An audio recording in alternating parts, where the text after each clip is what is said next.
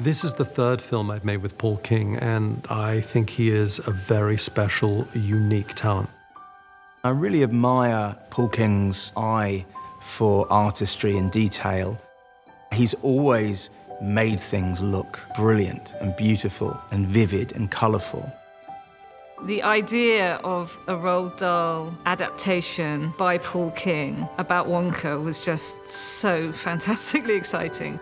There's a child inside Paul, I think. He's not afraid at all to embrace that. There's a real joy in his work and a sense of fun and mischief. We wanted heart, we wanted humour. We wanted someone who could capture the spirit of Dahl, and so we hired Paul.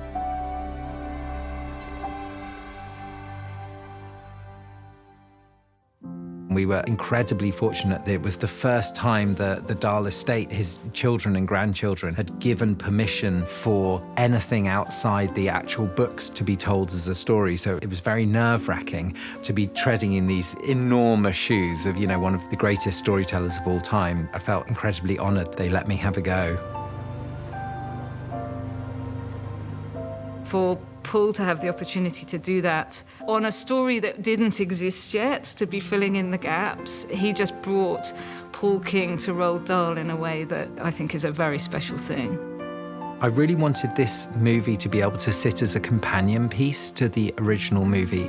It's really tricky when you're creating a film and a story that's based around something that people hold very dear to their hearts. I want to bring to the world a Wonka back when he was young and wide-eyed and full of hope and optimism, before he became that sort of Gene Wilder version of the character that so many of us grew up with. I thought, where would Willy Wonka be as a young man? Say he's Gene Wilder in 1971, if that's what he grows into. Nominally, the time is 1948, which would allow Timothée Chalamet to grow into Gene Wilder. The other thing about the late 40s, which seemed like a good place for a Willy Wonka movie, is because the world is slightly stiff. And what they need is a massive blast of Willy Wonka and the future and a Technicolor kind of fandango that he can bring to their lives. My name is Willy Wonka, and I have come to show you a marvelous morsel, an incredible edible, an unbeatable eatable, the likes of which this world has never seen. So quiet up and listen down. Nope, scratch that, reverse it. I wanted to really discover where his genius came from, where the ideas came from, where he came up with these fabulous creations. And we channel it back to his childhood. When I started thinking about the movie and thinking about food was those tastes that come to you of home. And if you ask any kid who their favorite cook is, they'll probably say their mum or their grandma or their dad or whoever does the cooking in their house. There's probably one meal that they do that will touch their heart in a way that regular food just can't. Theirs can't be any better than yours, Mama. It's impossible. Willy Wonka's obviously a great genius creator and a great cook and a great chef, but he has that first primal taste of chocolate that stays with him, that for the rest of his life he's trying to recreate. We loved the idea that Willy'd spent 7 years scouring the 7 seas and 7 continents and finding the world's finest ingredients. All he has to make chocolate is what he calls his travel factory, which is a small sort of salesman-sized case which contains everything the traveling chocolatier could need. In the story, Willy, he can't read, so a lot of his ways of communicating are through drawings. So we have various ingredients as drawings. Every jar is something unique and exquisite that goes into making these mind-blowing chocolates. We had such a great props department. Everything that you see in the case is real, it's all on screen, there's no jiggery-pokery, and it's just so beautiful. I know. Silver lining. Made of condensed thunderclouds and liquid sunlight. Helps you see that faint ray of hope beyond the shadow of despair. Just what we need.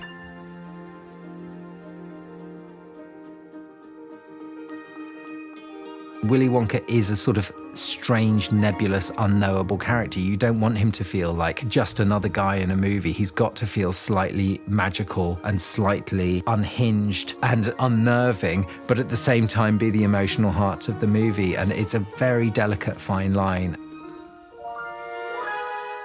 With Willy Wonka, Roald Dahl created his most iconic character. He's been played by incredible actors to date. I mean, he's been played by Gene Wilder, And we have the good fortune of having Timothée Chalamet playing him. It wasn't a long list. It was Timothée Chalamet, and that's it. He was my first choice by a country mile.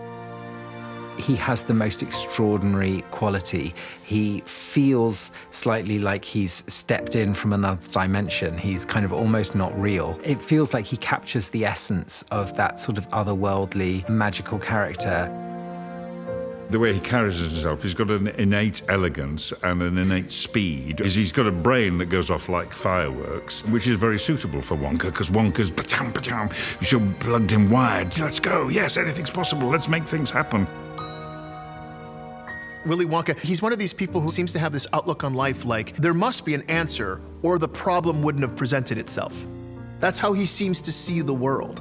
I think that that's a really good hero for children to have. And that's something that Paul and Simon have infused into the character of Willy that I think is really exciting.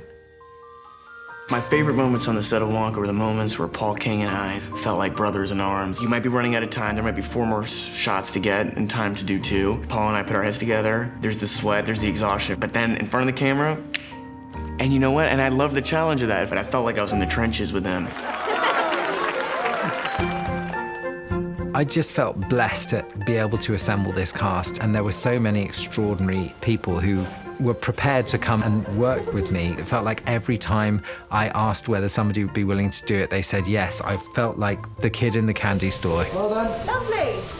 So much of what Paul's created, it's not from the source material. It's from his imagination. Or him saying, well, I know there's this name of this character who happened to be in the Gene Wilder film, like Lex Slugworth, or Prodnose and Trickelgruber, who are in the books. But for him to blow up those characters, I just really admire his imagination.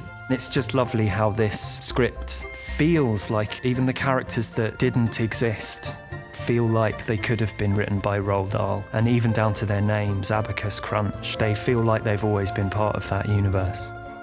One of the things that was most fun for me was trying to create these really memorable villains. And we have 2 of our villains called Scrubbit and Bleacher, and they're played by Olivia Colman and Tom Davis, and they're the most delicious grotesques. Yeah, just a second, officer! You're working with people who are at the very top of their game in every aspect. I think everyone's really, really humbled to be a part of this, to bring this story to life.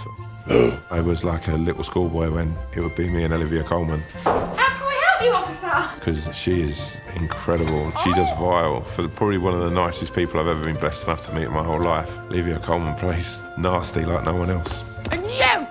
Take them dungarees off you, you peasant! The Puffy Waffy! I love you! Grab onto this hook. My character, as far as I know, is a completely brand new creation. Exquisite work that the hair and makeup team have done. You look in the mirror and the work, it was amazing. I mean, to play a character who has hands, like fake big hands, it's extraordinary. Car struck. I'm sure it did. You don't believe me, do you? Honestly, no. No. No. No. Definitely not. Noodle and the Wash House Gang, they were really great fun to create. Our cast is brilliant. There's Abacus Crunch, played by Jim Carter, whose voice alone is worth working with. I would just work with his voice. If not his whole body, that's a plus. And Natasha Rothwell, she is amazing. And Rocky, we all get along so well. It's a good mixture with Rocky, Rich, Natasha and me. It's a great contrast there. So we were able to just vibe with each other quite easily. And they're all so funny. Each and every one is so funny in their own different way, and it's just a wonderful thing to see. We auditioned thousands of people from around the world, and we were so fortunate to find the amazing Kayla Lane. She can do this brilliant sort of a jaded cynicism, which is extraordinary for somebody her age. You ever had chocolate? No. What? You've never had chocolate? Still no. But at the same time has a real vulnerability. And I think that's a really tough thing for any performer to give, let alone somebody as young as Kayla. But she threw herself into it with such gusto. What she brings to Willy is cynicism and reality. Really? And what he brings to her is a sense of the possible, of the power of dreams and imagination to transform your environment.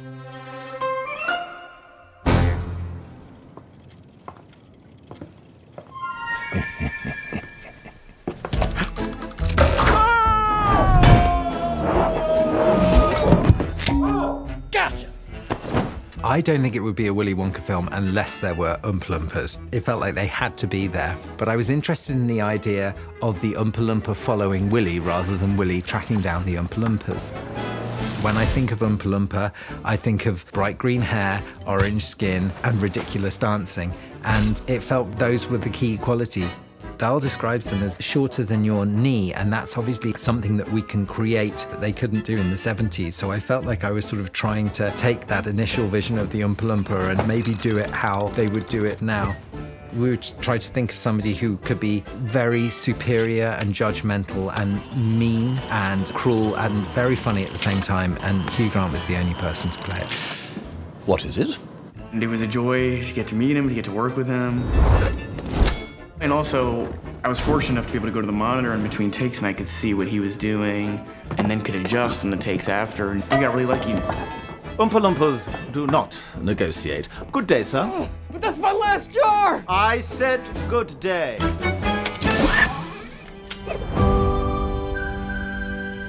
It's a really big, ambitious movie, and it's a long journey to get something like this from start to finish. But the thing I'll take away, for me personally, has been the joy of spending time with our incredible cast. Those were always the best days and the best times, and if I ever get a chance to do anything like this again, I'll be very, very fortunate. The whole movie feels really joyful, like from its colour, from its movement, and I think that's what we all need. It's an embarrassment of riches, this movie, and I'm really honoured to be part of it. It's just a joy to come to work and live for a while in Paul King's world. I think Paul King is making a classic, a film that will be enjoyed for generations to come.